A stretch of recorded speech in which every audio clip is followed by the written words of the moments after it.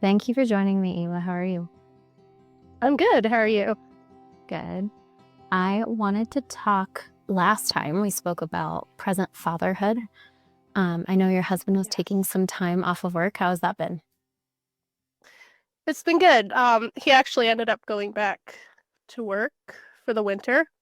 He was offered a job logging, so we decided that was probably a good idea. Take the work when we can get it. And yeah, so he's probably got another month left, and then hopefully we can go back to just being a family again and doing some more odd jobs and working online. I didn't know he was a Sorry, logger.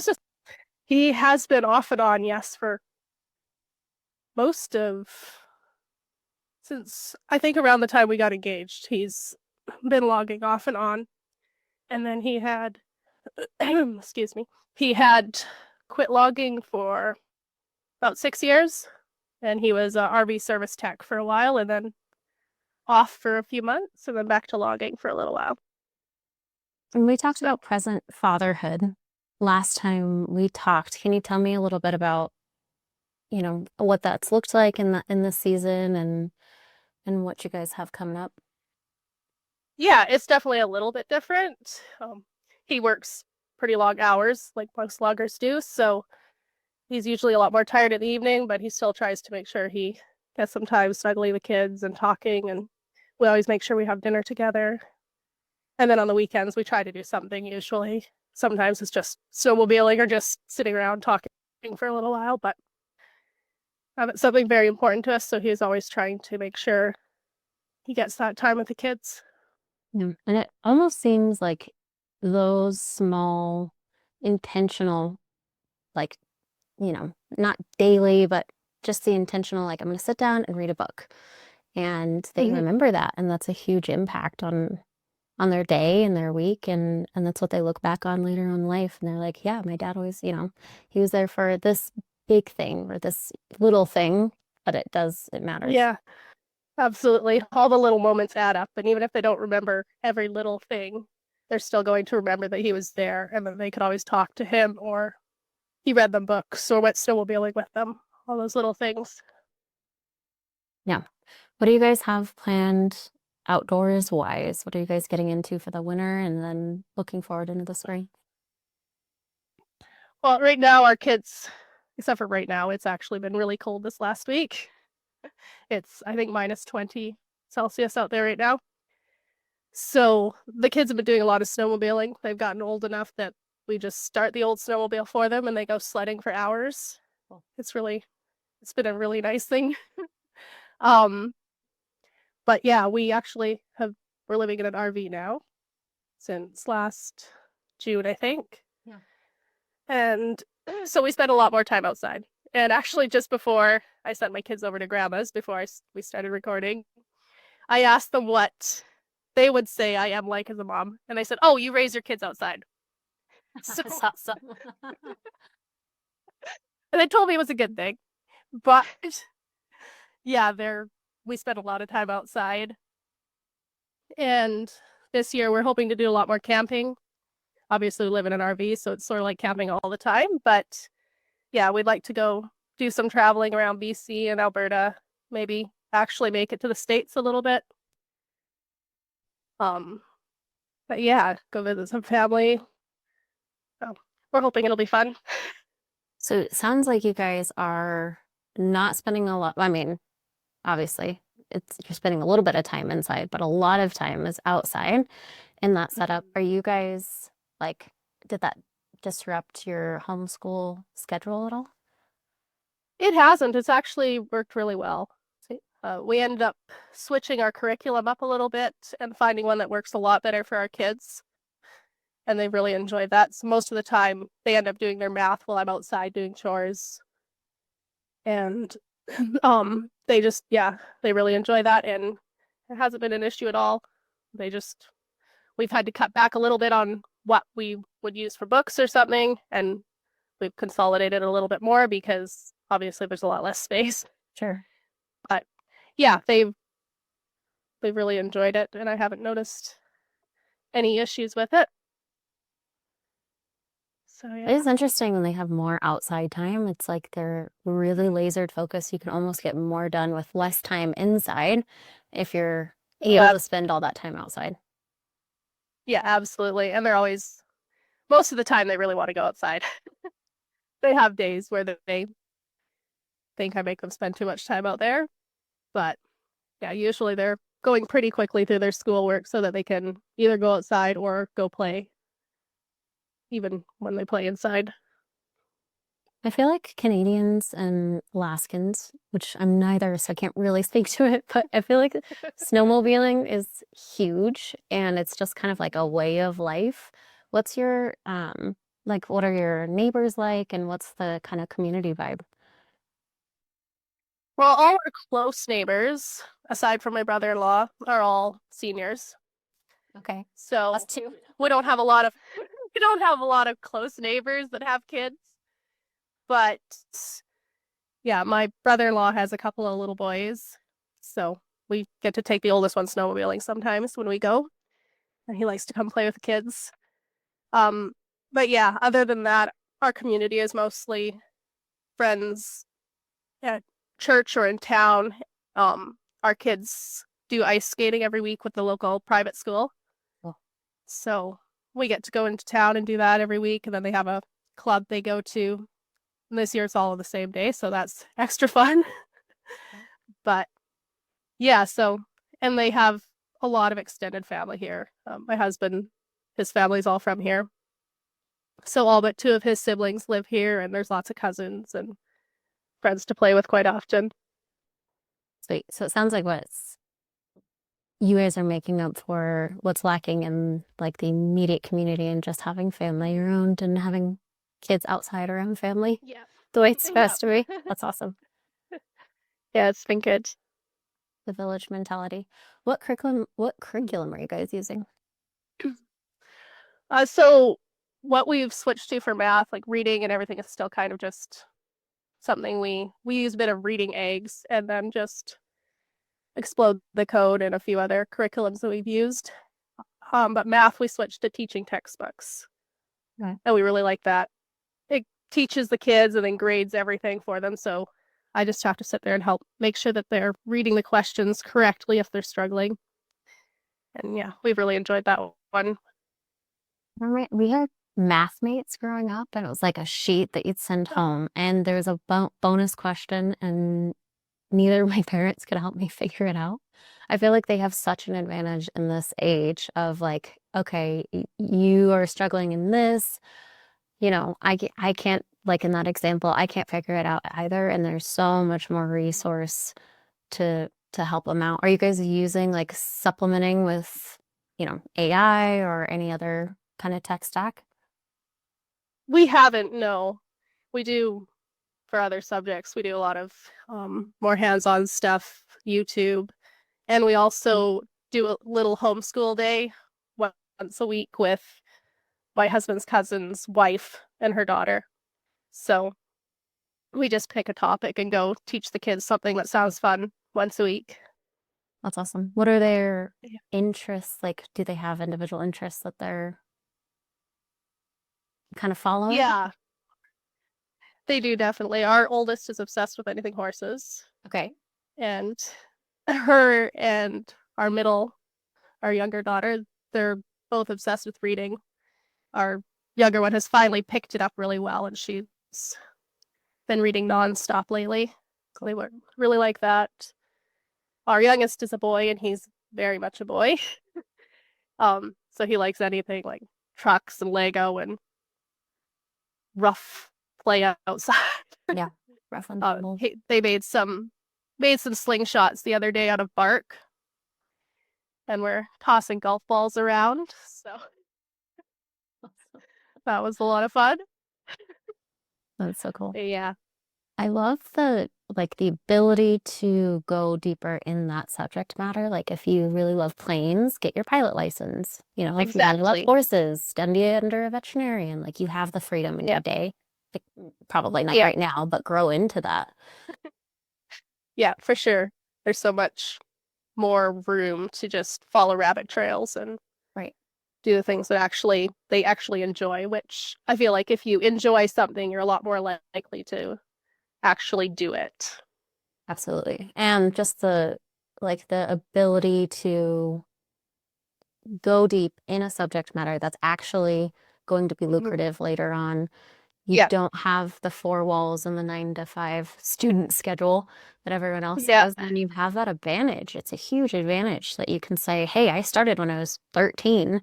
I got my pilot's license, and now I'm 25 and I'm a full-time pilot. I think that's so cool. Yeah, absolutely. Yeah. It's a lot more freedom. Yeah, I think that's one of the biggest. And you can start homeschooling at any time, right? Monday morning, you can start. Hmm. You're not. Yeah. I think that's more of the most like appealing arguments I've heard or Mm.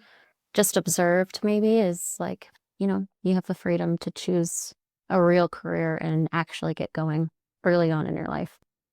Exactly. Yeah. You don't have to wait for everybody else to be at the same place you are. Sure. And you don't have to wait till you're graduated. I didn't have a real job until I Exactly. graduated. And then I was like, you know what? I want to have Right. kids. Right. Hidden away all this time. Exactly.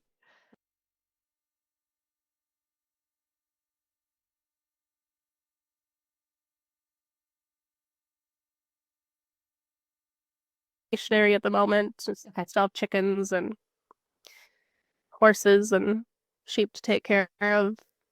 So yeah, I don't know if I'll end up growing a garden this year. It'll depend what we end up doing. If we're traveling a bunch, then last year I tried to grow a garden while we were gone quite a bit of the summer, and that was a bit of a disaster.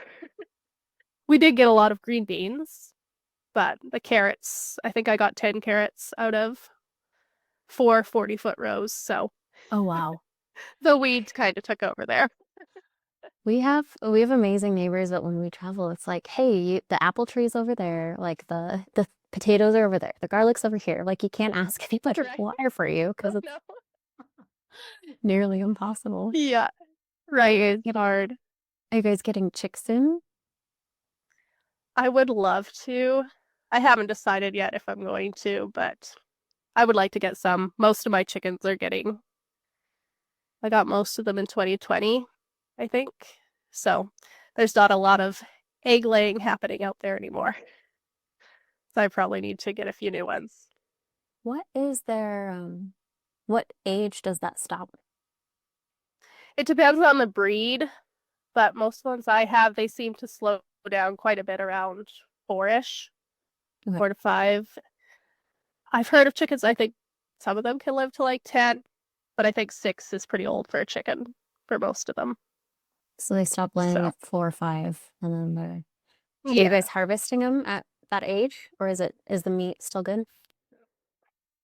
Um, we're actually vegetarian, Okay. so but I haven't really had any just be too old that we have had to butcher. I don't think. Most of ours have just been old or something's been wrong with them, and I end up needing to deal with them there. But I do have friends who'll take them. I have heard the older they are, the tougher they are. Yeah. So yeah, And then on the like RV traveling around, spending time outside, do you guys have family nearby to help take care of the animals?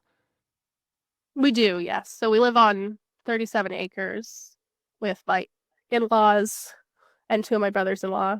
One of them is married and has a family, so we all have our own little places. And yeah, so when we leave, we've always got somebody. Most of the time, there's almost always somebody here to deal with animals and work in the garden or something. So Awesome. yeah, I would love to have a it's very horse. helpful. Yes. I would Yeah, hate ours to have to stick around all the time though and never travel. So you guys have the right. best of both worlds. Exactly. Yeah. I've always wanted a milk cow or some dairy goats or something, Mm. but also that's a little bit more intense. I haven't gotten there because then you really can't leave. Right. And I feel like the people that do go all in, and I feel like I'm almost at this point. Last time I traveled, I was like, I think I could get some animals because I'm almost at the point where I'd rather be home than be in an airport or be on the road or have to do pit stops, and Right. I'm almost there. I feel like at least one more decade, and I'm just gonna be fully like a curmudgeon. Yeah. I don't think you need Sure, to be I'll a get there at curmudgeon some point. Haven't to yet. have a milk cow. Yeah, exactly. It's not a requirement to have a dairy cow to be a curmudgeon, but you do need to stick around Does for sound like a yeah. Does sound like a good life though too. Just being at home a lot, and animals and gardening, and I could do that too. yeah. I looked in because my family, my grandma came and, kind of did canning and just helped harvest around harvest time. And she sat down and she's like, so, I wanted to go over our family history. She's like, so your great grandma's grandfather came to where we live, Colorado, in a covered wagon. I was like, what? You've never told me that? Nice. That's so cool. So I have It's really this cool.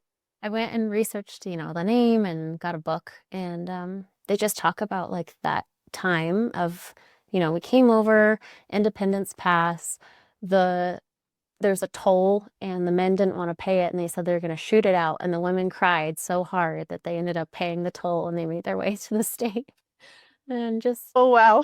just cute stories that were recorded. And honestly, some of them were so simple. Like, once a week we'd go to the general store and get a nickel's worth of candy. And that was like, the peak life experience. Getting candy Right. nickel in the 1800s. And they had a lot of dances. I was like, oh man, we are missing out on this culture. Like, what has happened where we're so isolated? Not you guys are doing it right, but in our individual family units, and Mhm. then we don't see our neighbors. We don't go to dances. Right. Have this like quilt-alongs, I don't know, sewing circles where you sew baby blanket, and we're just kind of we're missing out on that. So I've been thinking about that a Yeah. lot. It's like, you have a dairy Yeah. cow, you are where you are, but you have community, and you know, you get to look forward to going to the general store for nickel's worth of candy. Just simple. I don't know. Right. Yeah. Exactly. That's a good life. Sounds That's really interesting. yeah. Right? Depth. Just it's all very intentional and simple, and you're working hard, but it's also very rewarding. You're not I feel like it's a lot more fulfilling when you're not doing it for somebody else. Yeah, for sure. How much are you guys devoting to the animals? Like, what's that average hours per week? It's not as much right now. We One thing that really helped this year is I finally, after like 6 years of dealing with horses here, I finally got a frost-free water system, so Okay. I don't have to carry 8 to 10 buckets every single day for horses, which is really nice. So I'm out there. I usually go out usually before the kids get up or like right after when they start school. I think it takes me on an average day probably about 20 minutes total. It's pretty short right now since we feed brown bales, so there's not daily feeding other than I feed our horse extra because he's really old. So he needs a little bit extra care every day. And yeah, but there's not that much that needs to happen this time of year. Obviously, if I'm cleaning a chicken coop or something, that's a lot more work. But most of the time, I'd say probably 20, 30 minutes every day and we're done. I mean, that sounds reasonable. How did you learn Hmm. equestrian care? How did that come about in your life? Well, I've always loved horses. And when I think I was 12, I started saving for my first horse. And I got my first one, I think I was almost 15. And then, yeah, we had horses until my oldest was, I think, around a year when I finally ended up selling the horse I had then. Because he lived about 15 minutes away from us, but I never ever had time to get over there. So Yeah. I ended up selling him. And then, yeah, so I read a lot when I was a kid and just read everything I could. And I feel like I've forgotten a lot more than I used to know. But yeah, they've always just been something that I've loved. And so when the kids were little, I found somebody was giving away an older one. He was around 25 then, but figured that would be perfect for the kids while they were learning. And yeah, they're definitely ready for something a little more, with a little bit more get up and go now. But Sure. maybe one of these days once we're done traveling. And yeah. Do you guys have a preference of, like from Mustang to, nearing retirement? Like, where is your gauge for buying a new horse? How much training has already gone into that new horse? What's your ideal? I think for me at this point, I've never actually trained one. I've always wanted to. But with the amount of time I have right now, if we were going to get another one, I would definitely be going for something like 15-ish, something that's had a lot of hours put on it and is nice and calm and safe for kids. Because at this point, anything that I am riding, I would want my kids to be able to be around and ride something I can trust them with. Absolutely. Do you have a source? Like, do you have a place that you'd like to go or? I don't at this point know. No.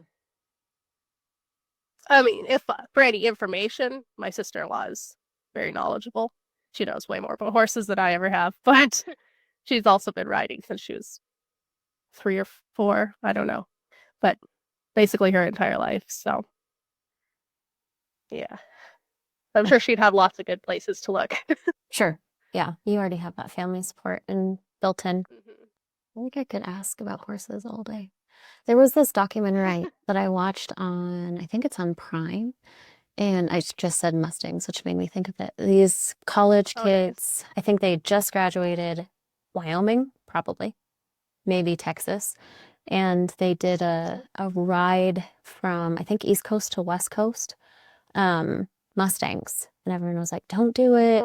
Oh, They have a program where they go and like certain wild horses are protected, certain have to be mhm. brought in.